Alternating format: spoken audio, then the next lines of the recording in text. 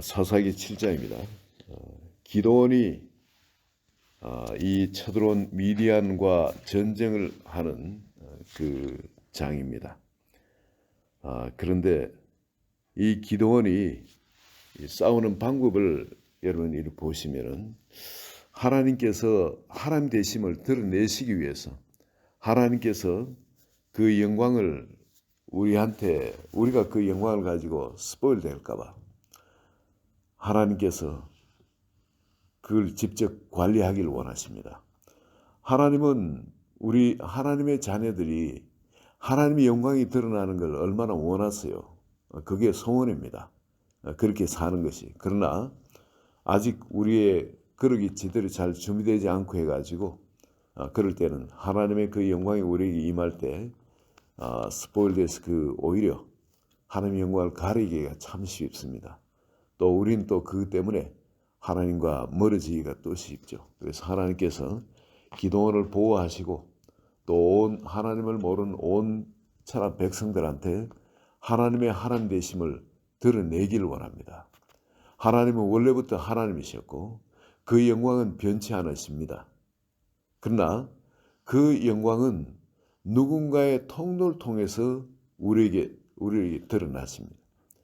보이지 않는 하나님, 원래 그 영광을 갖고 계신 분인데, 그 영광 중에 계신 분인데, 그 영광을 드러내실 때 그 통로는 사람을 통해서 그걸 드러내십니다. 그런데 그 누굴 통해 순종하는 사람, 하나님을 경외해서 순종하는 사람을 통해 가지고 드러내십니다. 그래서 하나님은 이 순종할 자로 기드온을 찾으셔서 기드온에게 여러 가지 하나님 되심의 증거를 보여주시고 순종하도록 요청을 합니다. 그런데 분명히 놀라운 어떤 아웃풋이 있어요. 하나님이 계획해 놓으신 그 결과는 정말 상상 못할 그런 엄청난 일입니다. 어찌 이런 일이 이렇게 싶을 정도로 하나님이 그렇게 크신 분이에요. 과거 여러분 역사를 놓고 가만히 한번 생각해 보세요. 노아한테 이 온 인류를 멸절시키겠다고 그러고 너는 방주를 만들라. 그리고 그 군함 같은 방주를 만들도록 했을 때 노아가 어찌 그거를 만들 힘이 어디 있으며 그런 지혜가 어디 있으며 그런 재력이 어디 있겠습니까? 그리고 그 온 세상이 멸절된다는 거 어떻게 그걸 믿을 수 있어요? 근데 그 하나님이 혼자 그 일을 하십니다.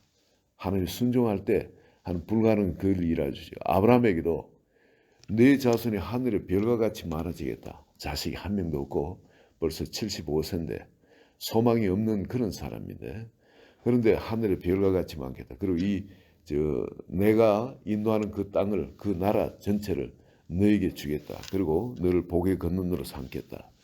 그리고 지켜주겠다. 그런데 그 말들을 가만히 생각해 보시면 자손은 하늘의 별같이 많겠다. 도무지 있을 수 없는 일이에요. 근데 그걸 하나님은 역사를 보면 다 이루어 주셨습니다. 그 기드온도 하나님께 그냥 막 따지듯이 대받아치고 할 때 그 하나님께 마음속에 하나님의 그 경륜에 대해서 모르는 사람이 아니에요. 하나님의 경륜에 대해서 잘 아는 사람입니다. 그렇기 때문에 그 하나님이 어디 있냐 이거죠. 근데 그 하나님 자기에게 나타나시고 그리고 네가 네 손으로 이스라엘을 구원하라 하셨습니다. 그리고 함께 하시겠다고 약속하셨습니다.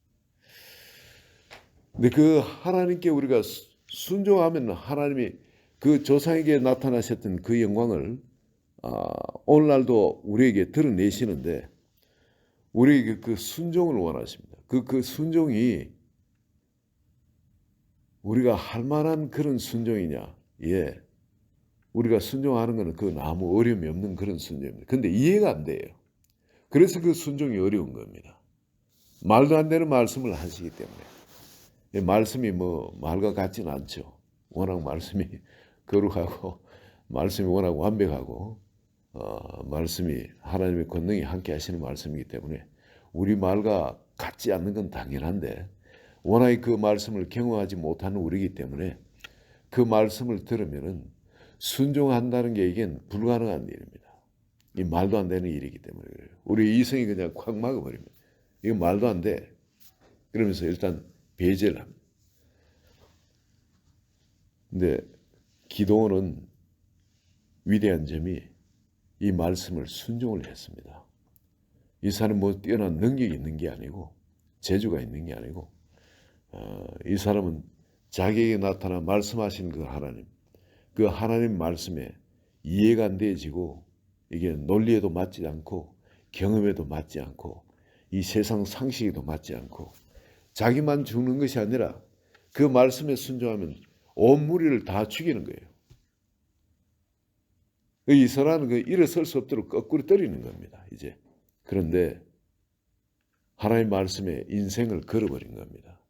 그리고 순종을 한 거예요. 나팔을 불 때 사람들이 그렇게 나섰죠. 32,000명이 왔습니다.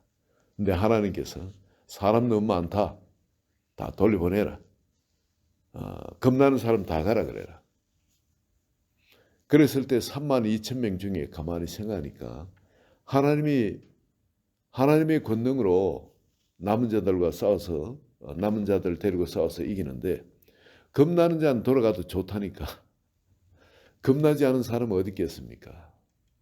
그 집에 체면 때문에 못 간 사람들은 있을지라도 또 겁을 원래 모르는 태생이 그런 사람들은 있을지라도 사람들 다 돌아가고 10,000명만 남는데 근데 하나님 그것도 너무 많다. 내가 시킨 대로 해서 나머지 사람 다 돌아가게 해라. 그리고 조금 있으니까 이 개처럼 이 손으로 핥아먹는 사람, 물을 이래 핥아먹는 사람 이런 사람 놔두고 나머지 사람 돌아가게 해라. 여러분 저 시골에서 자라지 않아가지고 이 물을 길가에서 이 시냇물이나 이런 거를 이렇게 마시는 경험이 없는 분은 잘 이걸 이해를 못 하실 겁니다. 시골 사람들은 목이 굉장히 마르잖아요. 목이 굉장히 마를 때 어떻게 하냐면은 엎드려가 물을 그냥 입을 얼굴을 물에 갖다 대가 그냥 쭉 빨아 당깁니다. 그러면 순식간에 물이 쫙 들어오죠. 금방 빨리 마시는 방법이 그렇습니다. 목이 마르기 때문에. 그런데 좀 여유가 있으면은 어떻게 하냐면 두 손으로 물을 이렇게 움켜가지고 이걸 그릇처럼 이렇게 만들어가 이렇게 마십니다. 이러면은 이 안에 몇 모금이 들어가거든요. 그래 마신데. 근데 아주 어디 막 무섭거나 뭐 그럴 때 어디 가야 되거나 길 급하고 할 때는 그렇게 하지 못하고 그냥 달리기 할 때 말이죠. 그럴 때는 이렇게 해가지고 막 이러면서 그냥 한번 밀으면서 막 이렇게 달리기도 하고 그러거든요. 근데 성경에 보면은 여기에 5절에 보면은 이에 백성을 인도하여 물가에 내려가매 여호와께서 기드온에게 이르시되 누구든지 개가 핥는 것 같이 혀로 물을 핥는 자들을 너는 따로 세우고 이스라엘 백성들한테 개는 존경의 대상이 아니라 가장 이 욕입니다. 이런 표현을 사용을 안 하거든요. 개라는 표현은 사람을 아주 멸시하는 건데 이 군인들한테 바로 그런 표현을 쓰는 거는 이 군인 자격도 없는 사람들, 겁쟁이들이라는 겁니다. 이런 사람들. 그 사람들이 그렇게 많은데 이 사람 보초 서는 사람도 아닙니다. 이렇게 물을 마신 사람을 너는 불러가 따로 세우라는 거예요. 기드온이 그랬을 때 그 사람을 이 사람 추려내는구나. 이 사람들 집에 돌려보내는 거구나. 너무 겁쟁이니까. 뭐 누가 쳐들어온다 싶으면 이 사람은 어떨 사람인가? 앞장서 나와 싸울 사람이라 그냥 뒤로 튈 사람들입니다. 도망칠 사람들. 근데 이 사람들을 따로 세워놓습니다. 하나님이 그 사람을 돌려보내는 게 아니고 거꾸로 그 사람들 데리고 전쟁을 하라는 겁니다. 그 사람 많은 것도 아니고 300명입니다. 10,000명에서 10,000명도 많다면서 사람을 돌려보내는데 정말 겁쟁이 300명만 데리고 싸우라는 거예요. 이게 또 이해가 안 되죠. 기도원 마음 속에는 순종은 하되 어떤 마음인 이게 다 끝났구나. 도무지 전쟁터에 나갈 힘이 안 생기는, 칼을 잡을 힘이 안 생기는 겁니다. 근데 하나님이 이걸 다 아세요. 순종하는 자만 있으면 하나님은 그냥 계획을 다 세워놓으시고 일방적으로 진행을 하시는 걸 봅니다. 이게 다음 스텝으로 어떻게 하시냐면 기도원이 힘이 빠져가지고 칼을 잡을 힘이 없어요. 그러니까 하나님이 그 진영에 적진에 그냥 내려가면 혼자 가기 무섭고 또 혼자 내려가기 싫거든. 한 사람 부관을 데리고 가라. 그래서 그 가면은 네가 힘을 얻을 거다. 이것도 이해가 안 됩니다. 가까이 가 들키면 죽는 거다. 그런데 두 사람이 어떻게 하겠어요? 적들이 그냥 사람 여기 있다 하고 우 쫓아나오면 죽는 거죠. 적진 중에 자기들이 어쩌면 누구보다 빠른 사람들도 아니고, 그런데 적진에서는 발이 빠른 사람들이 그 수많은 사람들이 왔다면은 짐승을 타고 쫓으면 순식간에 자기들 따라잡힐 건데, 근데 적진 속에 들어가는, 적진 가까이 가라는 겁니다. 가서 다음 이야기는 안 해줘요.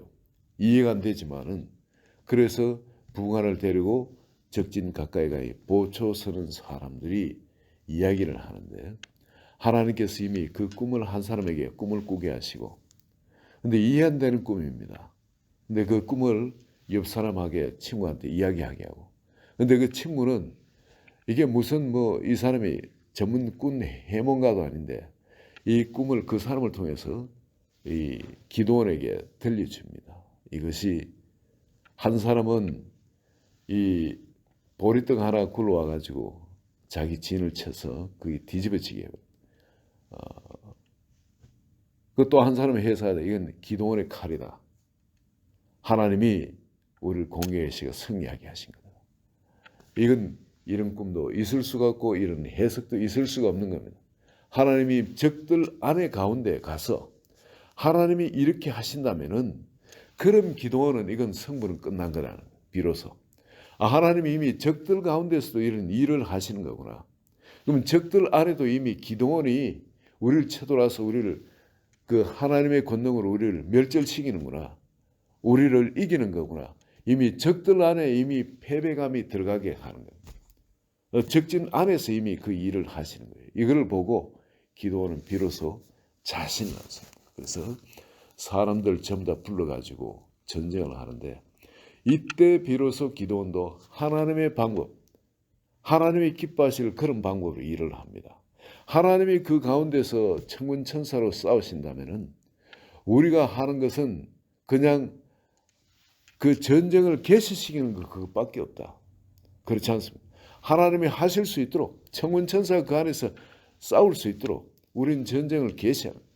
그래서 전부 다 뭐를 하나씩 감추고 횃불을 항아리 속에 감춰가지고, 항아리 속에 횃불을 감춰가지고, 그리고 그 나팔을 준비해서 적진 가까이 가게 합니다.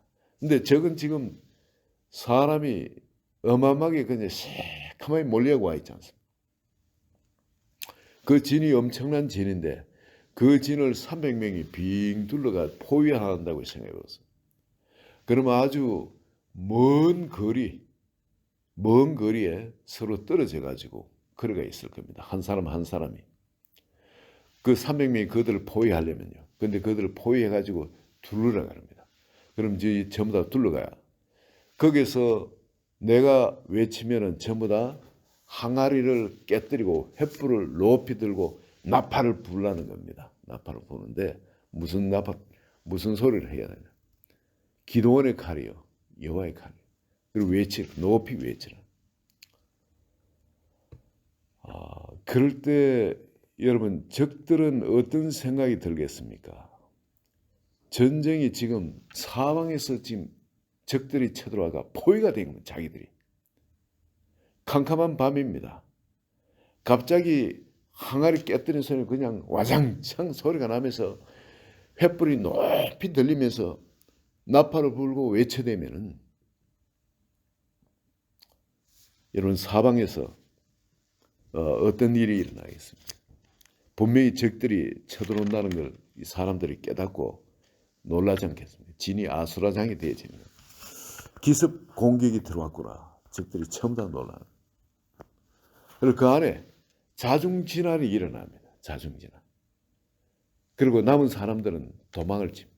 기습 공격이 들어왔으니까 꿈에도 그걸 생각을 못했어요. 이스라엘이 겁쟁이들이 자기들이 이렇게 공격을 해온다는 거. 그것도 보니까 사방을 보니 다 이쪽으로 오나 보니 전부 다 사방이 횃불인 거예요. 사방에. 그리고 사방에서 고함을 친.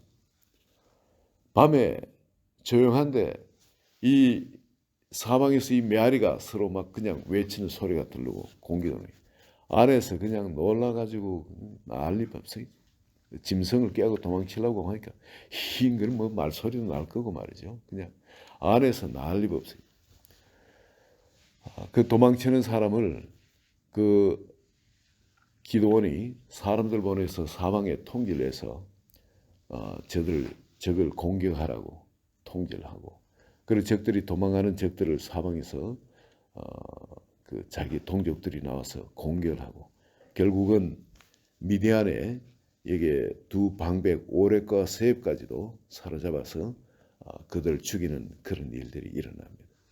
전쟁이 이렇게 놀랍게 승리를 합니다. 300명 이런 겁장이 말도 안 되는 전쟁.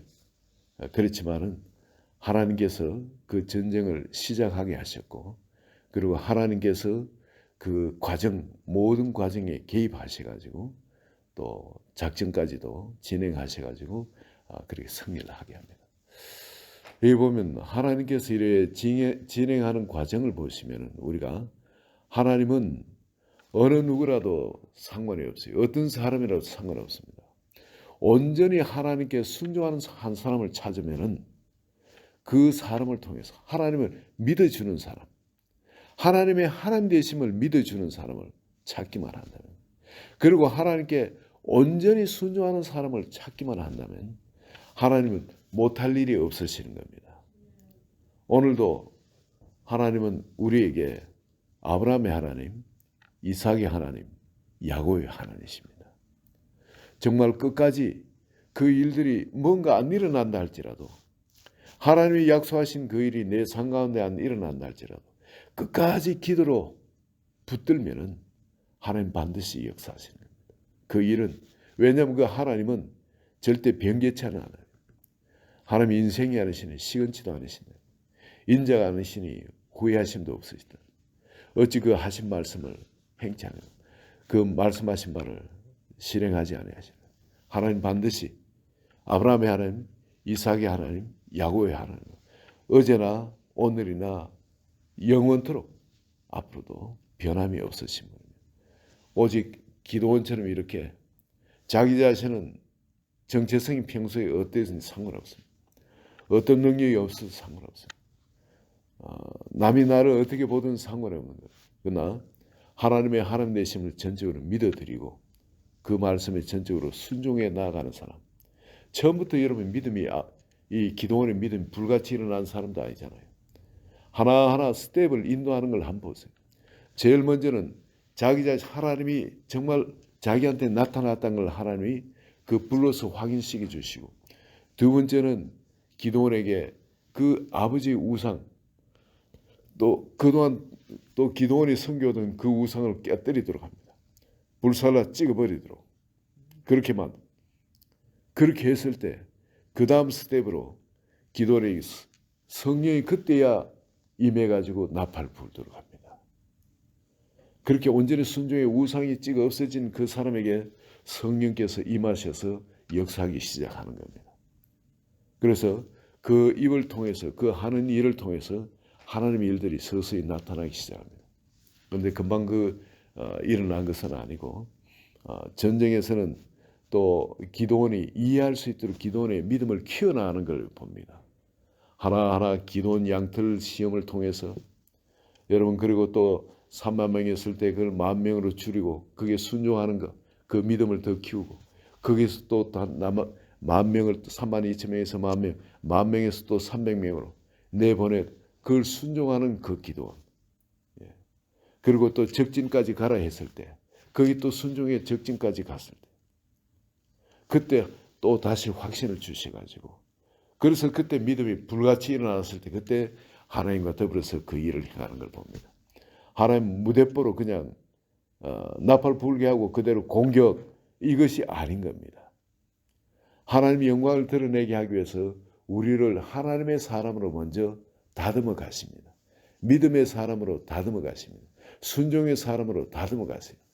하나하나 우리 삶의 여정을 통해서 전적으로 이해가 안 되지고 상식이 맞지 않더라도 그 순종하는 그걸 봐가면서 우리를 하나님의 사람으로 키워가시다가 이제 하나님 자기 영광을 도둑질 당하지 않을, 그리고 어떤 일을 하더라도 이건 하나님이 하셨다. 그래서 하나님의 영광을 받을 그런 자리까지 가셔서 그때야 비로소 하나님의 방법으로 그것도 전쟁을 치르게 합니다. 기도원의 방법이 아닌 거예요. 기도원이 300명이 그들을 어떻게 이깁니까? 정말 바다의 모래처럼 새까맣게 몰려왔다는데 그들을 어떻게 이기겠습니까? 근데 기도원이 하나님이 주시는 그 생각, 그 방법대로 바로 그렇게, 이건 전쟁도 아닌 거죠. 이 말도 아닌 겁니다. 근데 그런 방법으로 항아리 깨뜨리고 여러분 횃불 들고 외치고 하는, 그게 어떻게 전쟁 이기는 방법이겠습니까? 근데 그 천군 천사들을 움직이는 방법입니다. 오늘 우리 삶에도 보면은 우리 앞에 내가 어떻게 그런 일을 해? 이건 도무지 말도 안 돼 싶은 그런 일들이 우리 모든 사람 앞에 다 있습니다. 그러나 여러분, 하나님은 하나님을 믿어드리는 사람, 순종하는 사람을 찾으시면, 그리고 그 일이 일어나까지 끝까지 기도에 내 인생을 그냥 들여버리겠다고 작정하는 사람, 그런 사람한테는 하나님은 반드시 역사하십니다. 하나님 전능하신 하나님이기 때문에 능치 못할 일이 없으시거든요. 누군가에게 하나님의 그 하나님 비전, 꿈을 보여주시고 그 하나님을, 그 꿈을 주시는 분을 믿어드리고 인생을 걸어버리는 사람, 그런 사람 오늘도 찾고 계십니다. 기도원에 나타나셔서 큰 용사여 여호와께서 너와 함께 하신도다, 이렇게 말씀하신 것 같아요. 여러분, 지금 하나님이 함께 하시지 않는 사람이 누가 있습니까? 지금 이 옛날 구약의 사람들하고 달리 지금은 예수 그리스도께서 우리에게 다 오셨거든요. 하나님이 다 함께 하십니다. 그런데 우리에게 부르시길 큰 용사에 부르시는데 우리가 그 정체성을 내가 받지를 못하는 겁니다. 내가 큰 용사라, 나를 구원할 사람이라, 이걸 받지 못하는 겁니다. 나 하나님 오늘 이 아침에도 큰 용사여 여호와께서 너와 함께 하십니다. 너의 이 손으로 이 나라를 구원하라, 하나님께서 말씀하십니다. 오늘 그 하나님을 하나님 되심으로 인정하시고 마음에 받음으로 말미암아, 그리고 하나님의 어떤 말씀을 하시는 그대로 순종하는, 그래서 하나님의 그 영광이 삶 가운데 드러나는 것을 체험하는 한 분 되시기를 예수 그리스도의 이름으로 축원드립니다. 하나님 아버지, 감사합니다. 하나님은 우리보다 크신 분이고 그 방법이 신묘막측하시고, 하나님에게는 상식이지만 우리에게는 그게 기적으로 도무지 있을 수 없는 일로 다가오기 때문에 이해가 안 되지만은, 나 주님, 이제 우리가 그 주님을 믿어드리길 원합니다. 그 주님께 순종하기를 원합니다. 우리 가운데 마음껏 역사해 주셔서 이제 하나님의 영광을 드러내 주시옵소서. 예수 그리스도의 이름으로 기도합니다. 아멘.